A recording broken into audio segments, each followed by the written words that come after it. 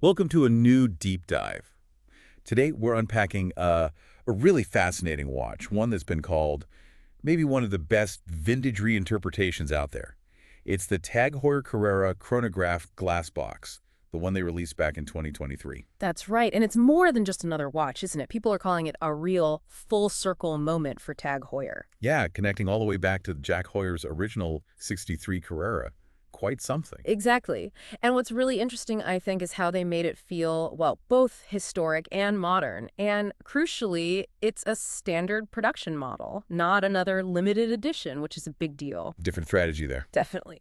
They really seem to nail the case proportions and that amazing domed sapphire crystal. That's the glass box part, Yeah, obviously. let's dig into that. You said they nailed the design. The sources we looked at called the case size near universally praised.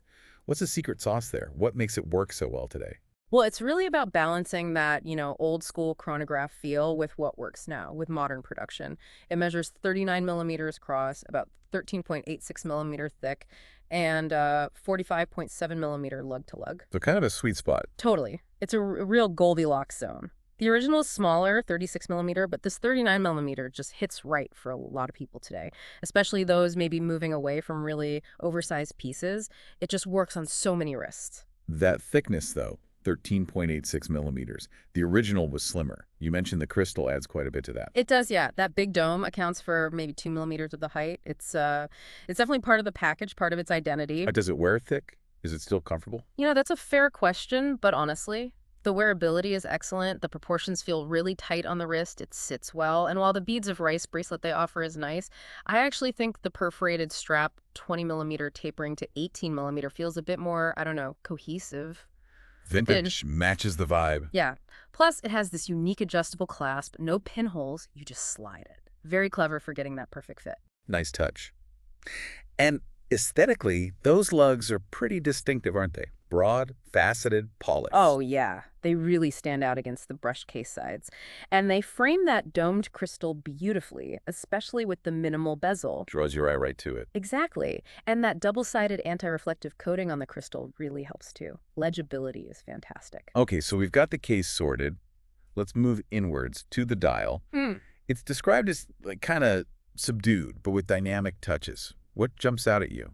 Well, one really neat thing is how that tachymeter scale slopes down under the edge of the crystal. It creates this really cool depth and distortion effect depending on the angle. Very dynamic. Ah, interesting. Yeah. And the layout is a classic tri-compax, 3 subdials, so it doesn't feel cluttered. The running seconds at 6 is pretty subtle, and it cleverly hides the date window in there. Icky.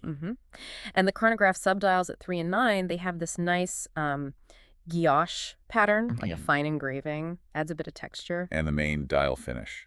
It's got the circular brushing, and of course you can get it in a few colors: blue, the classic reverse panda, which is silver with black subs, even a kind of purple gradient one. So what's actually ticking away inside this impressive case? Right, yeah, you can see it through the display case back. It's the caliber TH20-00, Okay. which is a pretty serious movement. It's a vertical clutch column wheel chronograph.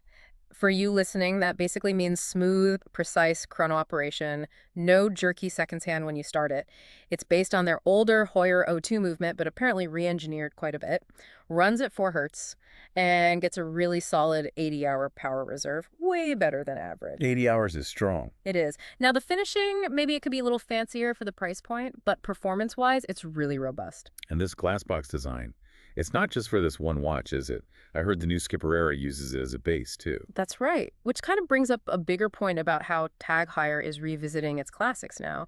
The Skipperera, that's the revival of the old Carrera Skipper sailing watch. Ah, the colorful one. The very same.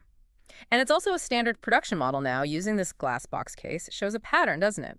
Really impressive throwbacks. Now, it's not an exact copy of the old Ref 7754 Skipper. It adds a 12-hour counter at 9 o'clock in that teal color where the original had running seconds. With a functional update. Exactly. And it uses a slightly modified movement, the TH20-06, to handle that 15-minute regatta timer at 3 o'clock with the 3 colors: Lagoon Green, Intrepid Teal, and that bright regatta orange. Very cool. Okay, so wrapping things up, what's the bottom line for you, the listener?